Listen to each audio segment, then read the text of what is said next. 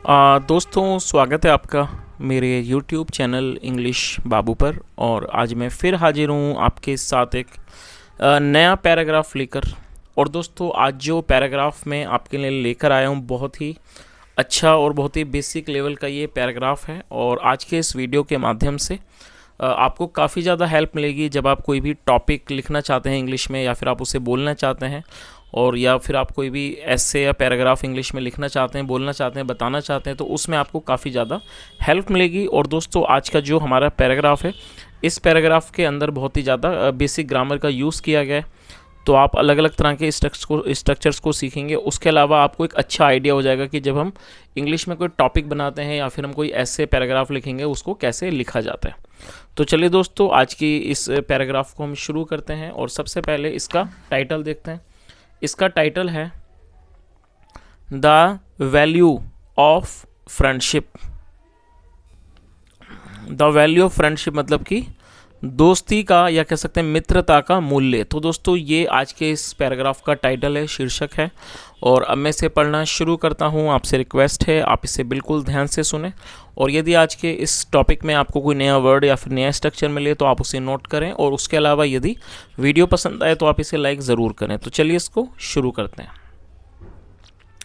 Friendship is one of the most precious things in our life. क्या मतलब हुआ दोस्तों? ये जो वाक्य है ये एक सिंपल प्रेजेंट का वाक्य है। सिंपल प्रेजेंट का मतलब होता है जब हम वर्तमान में कोई वाक्य बनाते हैं जहाँ इज एम आर का प्रयोग हेल्पिंग वर्ब के रूप में किया जाता है, साथ में नाउन या एडजेक्टिव को लेकर वाक्य बनाया जाता है। और इस तरह के वाक्यों में कभी भी वर्ब का प्रयोग नहीं किया जाता है, तो इस तरह के जो वाक्य हैं उनको नो एक्शन सेंटेंस भी कहा जाता है।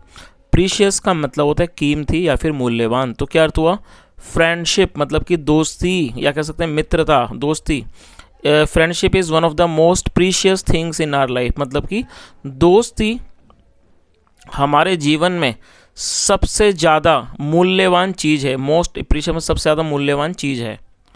We can buy gold and diamonds if we have the required amount of money in our pocket, but a genuine friend may not be bought even with mounts of money। क्या अर्थ हुआ दोस्तों? काफ़ी बड़ा sentence है, इसको थोड़ा थोड़ा करके ट्रांसलेट करेंगे। We can buy gold and diamonds, क्या मतलब हुआ? कैन मतलब खरीदना, कैन मतलब सकना, बाय मतलब खरीदना। We can buy gold and diamonds मतलब कि हम सोना और डायमंड, हीरे खरीद सकते हैं। इफ़ यदि we have the required amount of money. दोस्तों, ये जो वाक्य है ये पजेसिव का वाक्य है। पजेसिव का मतलब होता है जब हम वर्तमान में ये दिखाते हैं कि किसी के पास कुछ है। इस तरह के वाक्यों को पजेसिव का वाक्य कहा जाता है, जहाँ पर हैज़ या हैव का प्रयोग हेल्पिंग वर्ब के रूप में किया जाता है। तो क्या अर्थ हुआ? इफ़ वी हैव, यदि हमारे पास है, the required amount of money. Required का मतलब होता है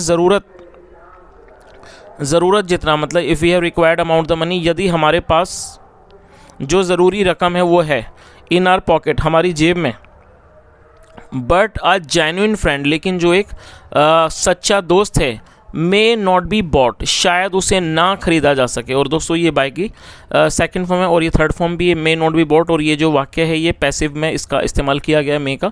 मे नॉट बी जहाँ पर थर्ड फॉर्म का यूज़ किया जाता है, शायद उसे ना खरीदा जा सके। Even with mounts of money मतलब पैसों के ढेर से भी, माउंट का मतलब ढेर। तो इस पूरी लाइन का क्या अर्थ हुआ कि हम पैसों से सोना और हीरे खरीद सकते हैं यदि हमारे, if we have the required amount of money, यदि हमारे पास आवश्यक पैसे हैं, आवश्यक मतलब कि रकम है, इन आर पॉकेट हमारी जेब में। बट ए जेन्युइन फ्रेंड में नॉट बी बॉट, लेकिन एक जो असली दोस्त है, जो एक सच्चा दोस्त है, शायद उसे खरीदा नहीं जा सकता। Even with mounts of money मतलब पैसों के ढेर के साथ भी, मतलब पैसों के ढेरों के साथ से भी उसे नहीं खरीदा जा सकता। आगे देखिए। इट इज़ बिकॉज, ये इसलिए है, व्हेन जब, वंस वी बाय गोल्ड कि जब हम, वंस वी बाय गोल्ड मतलब कि एक बार जब हम सोने को खरीदते हैं, और एनी इनएमिनेट ऑब्जेक्ट या किसी भी। और दोस्तों, मैं चाहूँगा आप इसे नोट कर लीजिए। इनएनिमेट एक एडजेक्टिव है जिसका मतलब होता है निर्जीव। तो क्या मतलब हुआ? वी बाय व्हेन वंस मतलब कि जब एक बार, वी बाय गोल्ड हम सोना खरीदते हैं, और एनी इनएनिमेट ऑब्जेक्ट या फिर किसी भी निर्जीव वस्तु को we become its master, master का मतलब होता है मालिक और बिकम मतलब बनना, वी बिकम इट्स मास्टर, हम उसके मालिक बन जाते हैं। वी पजेस, पजेस का मतलब हम उसके ऊपर अधिकार करते हैं, अधिकार जमाते हैं, इट उस पर, एंड इट रिमेन्स और वो रहती है, इन आर कस्टडी हमारे कब्जे में, या कह सकते हैं हमारी अभिरक्षा में वो चीज़ रहती है।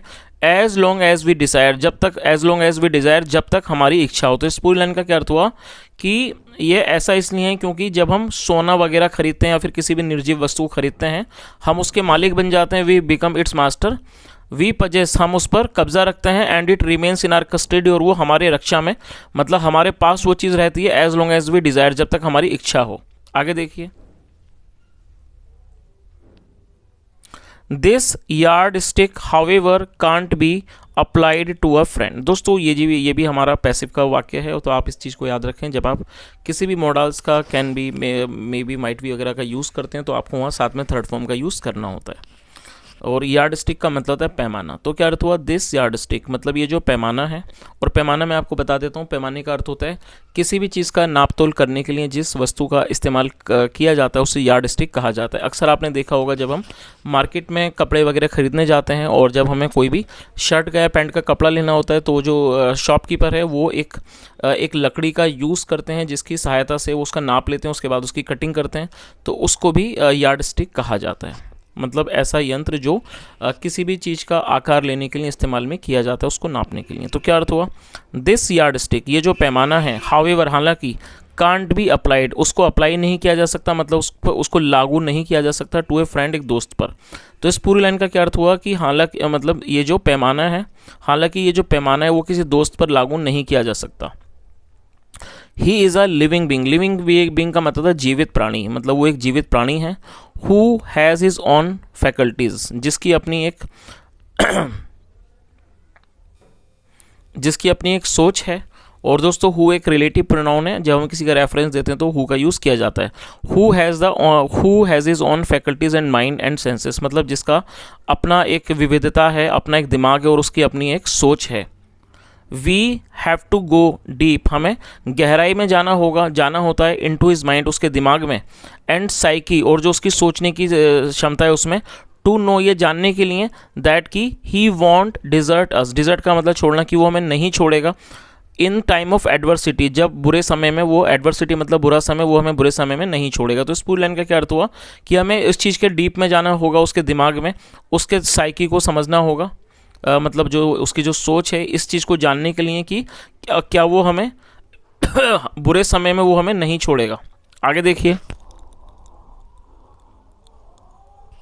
सच अ जजमेंट, जो इस तरह का जजमेंट, जो इस तरह का निर्णय है, may not always be quite, वो क्वाइट ईजी, वो हमेशा एक मतलब वो आसान नहीं हो सकता।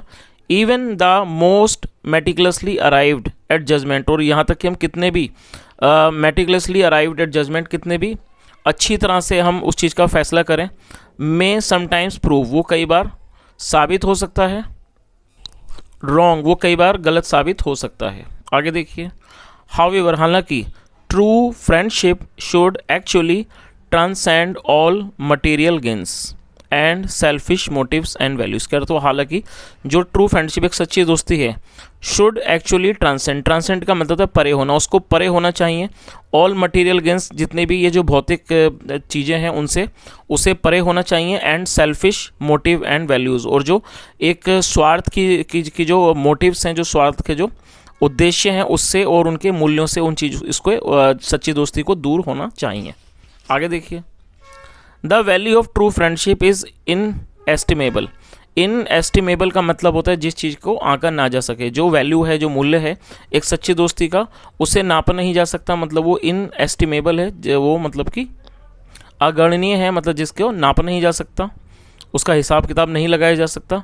It is a matter of the heart, मतलब ये दिल का मामला है, मोर देन ऑफ माइंड, मतलब दिमाग से ज़्यादा ये दिल का मामला है, and must be left to the heart, और इसको दिल पर ही छोड़ दिया जाना चाहिए, फॉर डिसीजन के लिए, किसी भी निर्णय के लिए, रादर देन सब्जेक्टिंग इट, इसकी बजाय कि उसको उस पर सब्जेक्टिव हुआ जाए, उसके बारे में सोचा जाए, टू द स्कैनर, किसी स्कैनर से, ऑफ द माइंड मतलब दिमाग के किसी स्कैनर से, which can sometimes play the truant and spoil the whole game, जो कई बार can play the truant play the truant का मतलब है कोई गड़बड़ करना, जो कई बार कोई गड़बड़ कर सकता है। And spoil the whole game, और वो पूरे गेम को, पूरे खेल को बिगाड़ सकता है। स्पॉइल का मतलब होता है बिगाड़ना। आगे देखिए, true friendship is a mutual trust. Mutual का मतलब होता है पारस्परिक, जो एक सच्ची दोस्ती हो एक पारस्परिक क्या है, एक विश्वास है।